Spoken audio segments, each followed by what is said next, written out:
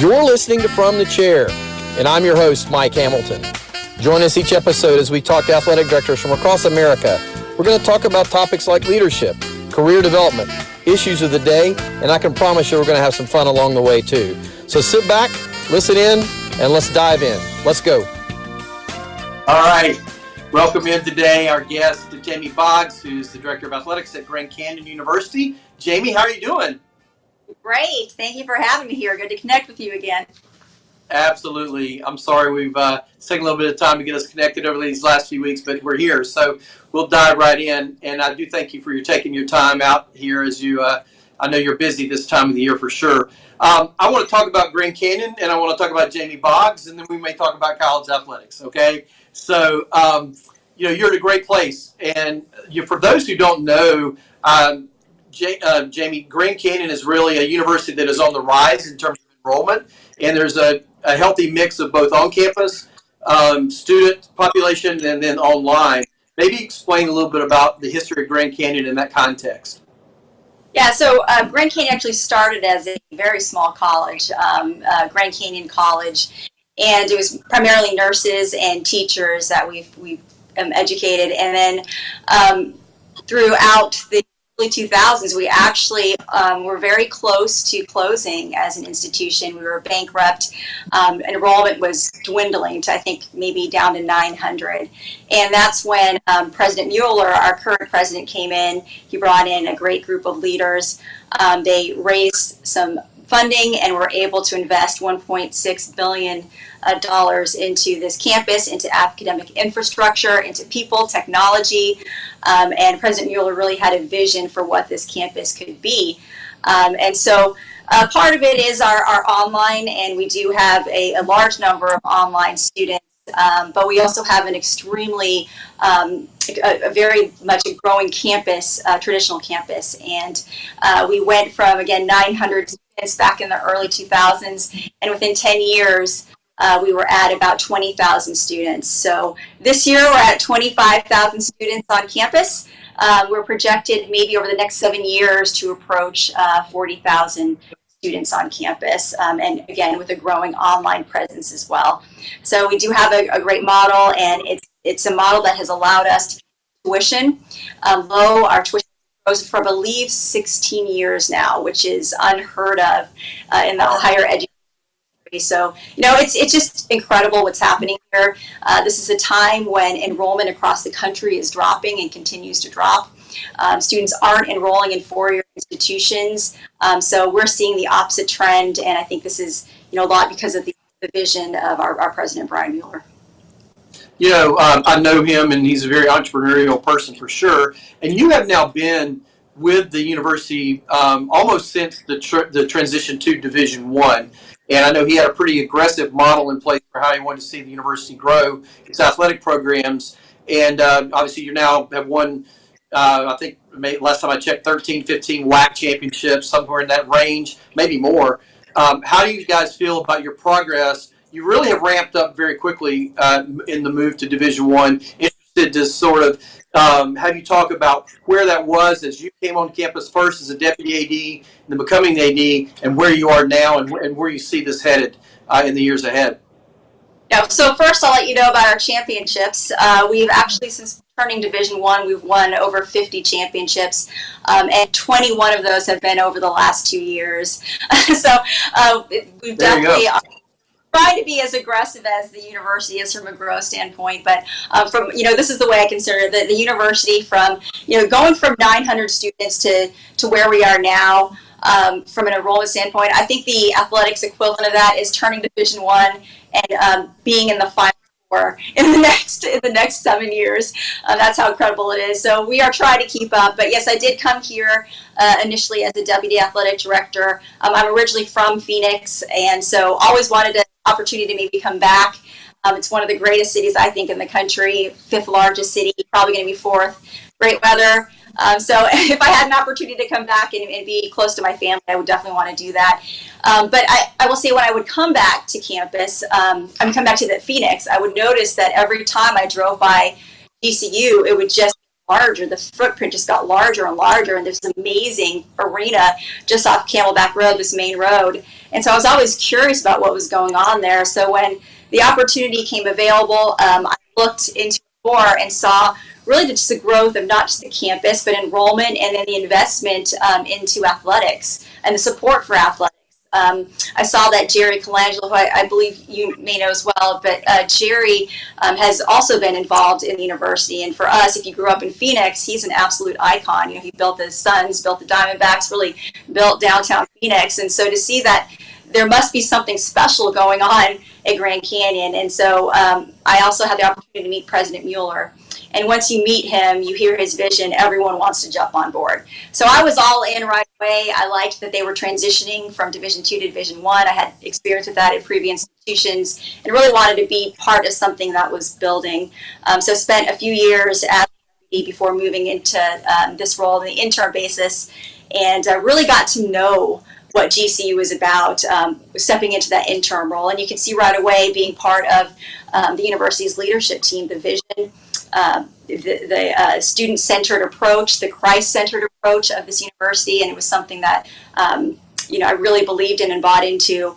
And so now, currently, of course, the permanent athletic director, and we are very much aligned with the university, aligned with the culture, and that's been really what my role has been over the last 2 years, is to make sure that alignment was there. You know, what I told our staff when I first stepped into this role, even on an interim basis, said, you know what, the university has this blueprint for success. It's unbelievable culture, and I always call it the 4 C's. It's community, collaboration, Christian leadership, and continuous improvement. And I said, we have to move that into athletics because that's what has made this university so successful. So that's what we've done over the last 2 years, focused on the alignment of our culture. And I've said to our team, our job is to add one more C, that's championships. And that has been our focus, and that is our goal. You know, this is not so much an athletic question as it is a culture and community question. Having been there, the engagement with the institution, with the broader geographic footprint of where you guys sit in terms of neighborhood transition and engagement with the neighborhood, I think that's an interesting story. I know that it probably comes out of the faith background of the institution, but more so trying to just be a part of the Phoenix community in a profound way.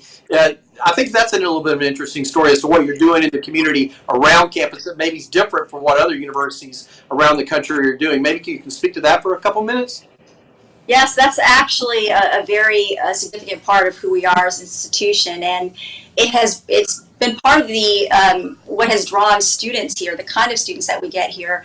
And even from a coaching standpoint, we've had head coaches who've said, that we've recruited from other places who've said, hey, your investment in this community is what really stood out to us. So, when President Mueller first came in and led this university, we did have the opportunity to move elsewhere in the city, but there was a need in this community. This community used to be kind of a very strong, economically stable community, and over time it kind of went in the other direction. And so President Mueller had this vision that we really want to be a part of the solution to this community, and so he developed this 5-point plan where we invest in creating jobs, we invest in K through 12 education, we invest in a safe neighborhood, and it's been a great relationship with this community since then.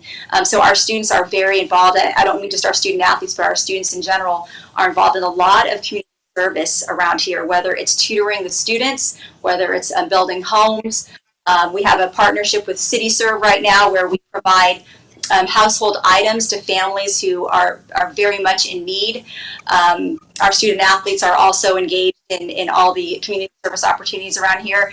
There's a lot of people from refugees from other countries that have also been in the area, and there's some community service there. But really, it's been the mission of our university. It's who we are, to invest in the community and to help those in need. It's been a great relationship. We've seen home prices here go up by, I think 30% is the right number. We've seen crime go down by the same percentage, and it's just been a great relationship with this community. It's something that we're all very proud of. It's a great story. I want to talk about your reach, because you have extensive reach through your online community.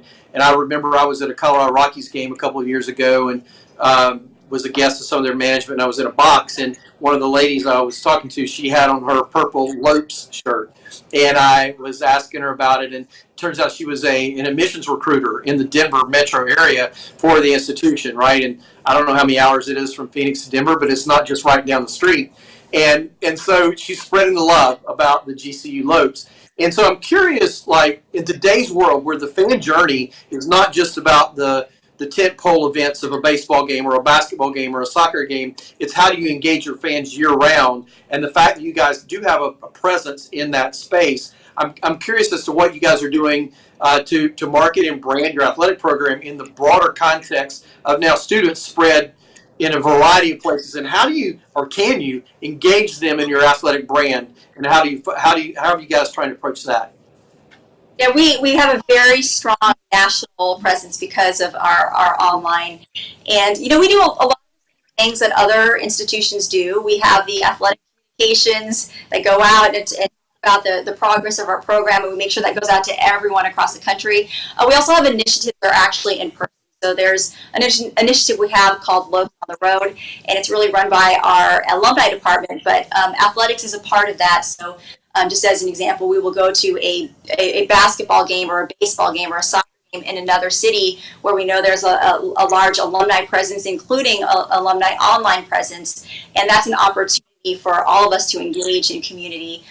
We also have opportunities on campus to engage with our online students, and graduation is a big part of that. I mean, graduation is a big deal, and we hold that on campus each year for online students. But I think one of the things that really connects us is our Christian mission. Our Christian mission, it's kind of throughout our curriculum. Well, it is throughout our curriculum, and that's both on campus with our online curriculum. And that kind of gives us that sense of community. And you really see that both our trad students and our online students, we all are part of the same community. You can feel it. And one of the ways I see it, and this is going to sound odd, but we have the most supportive fan base, whether traditional students or online, that I've ever seen. It's not many places where you will literally go to social media to make yourself feel better about a loss, because what you're seeing is maybe criticisms if you've lost a game, you should have won, or if you blew a lead. But I will go to our social media, and we'll see people across the country, our fan base across the country, and it's the same thing. You'll get it next time, Lopes. Good job. Great effort. And those are just things that you don't see. And so I'm so impressed and so thankful for our community and our fans just from across the country. So supportive. That's definitely a change from what you see in a lot of places, right? For sure. Hey, look, there are several distinctives, and we've talked about them. One of the additional ones I think bears some discussion is the Havocs. The Cameron Crazies. You've heard of the Zona Zoo. There are certainly other student groups out there in the country that have created an interesting atmosphere. But the Havocs have become quite a force and a national story in the last few years as to how your student body supports your basketball program. And for those who maybe haven't seen your games on television yet or haven't had the benefit of attending, talk about the uniqueness of that group. Yeah, they are. I will say that they are the best student body. Maybe some will disagree, but I will say that they are the best student body in the country. And it continues on this year. We welcomed about 10,000 new students onto campus this year.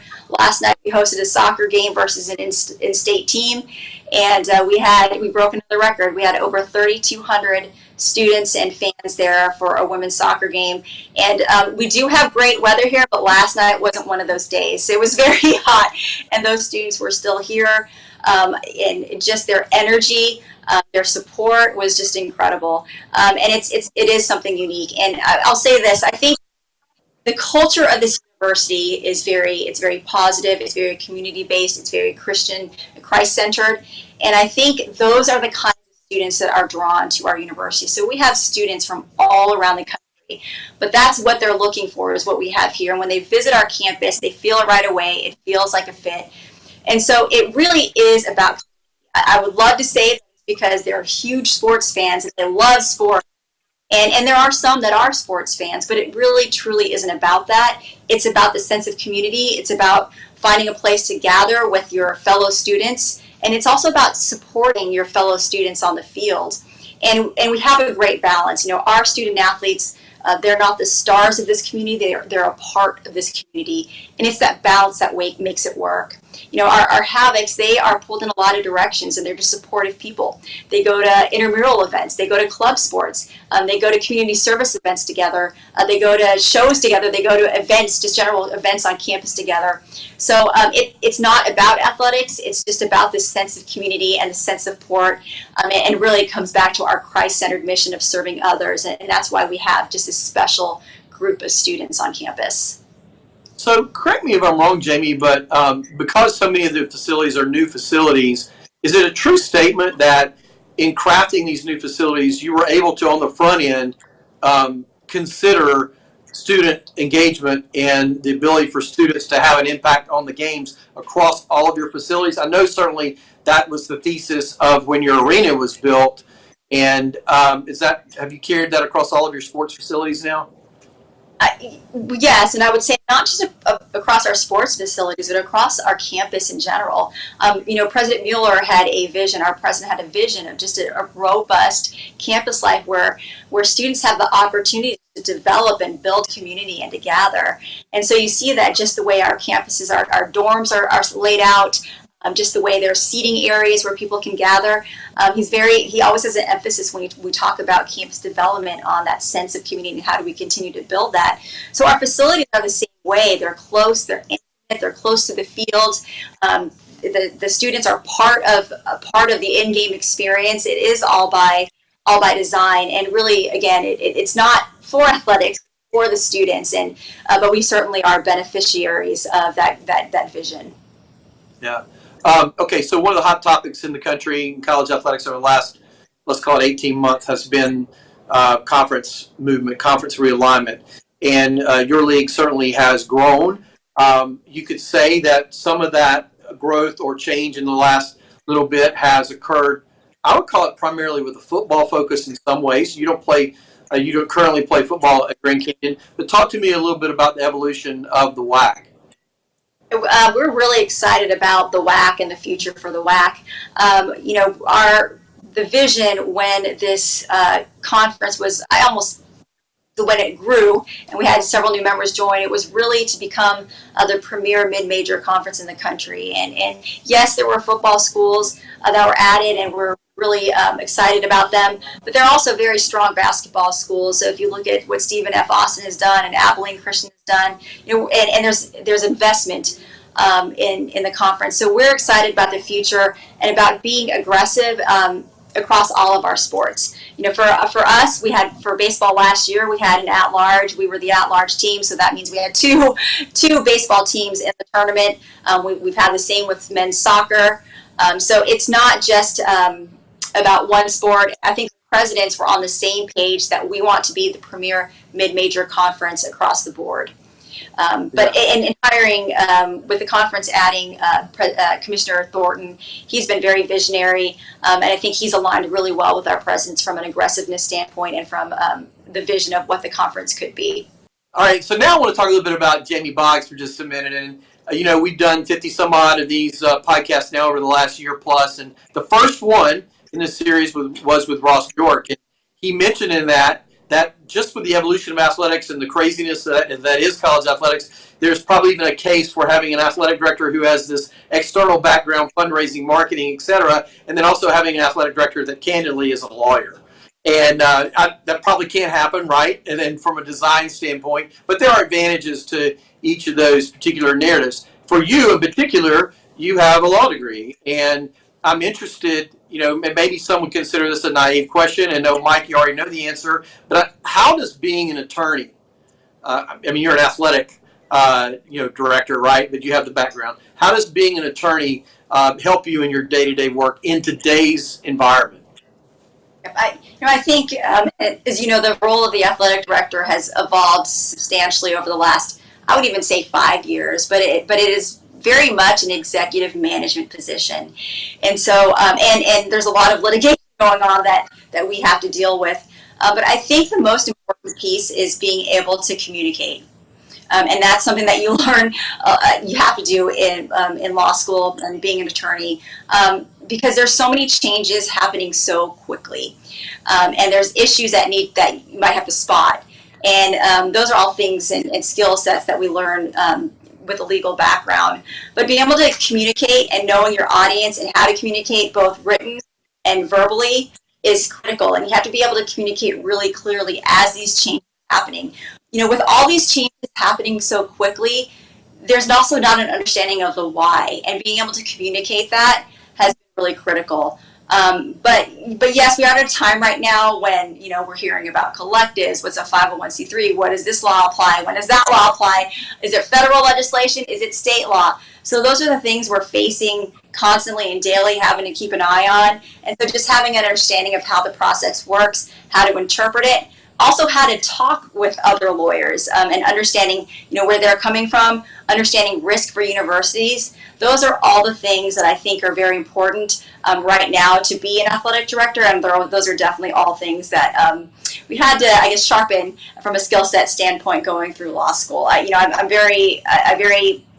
feel very fortunate that I chose that path.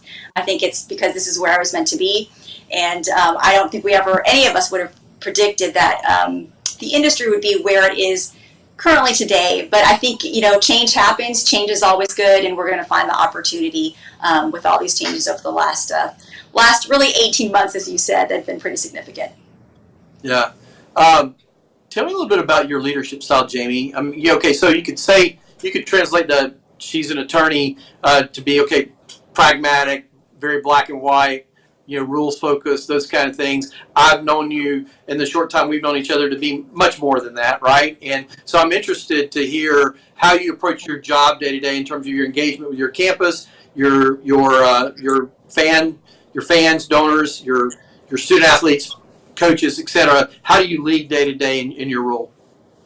Well, I hope that I lead a very Christ-centered approach. That's what I try to do every day, and make sure that everything I do is for the purpose of God and to be the feet of Christ. And so my interactions, I hope that's how it comes off. But if I had to really identify kind of my style, first off, it would be authenticity.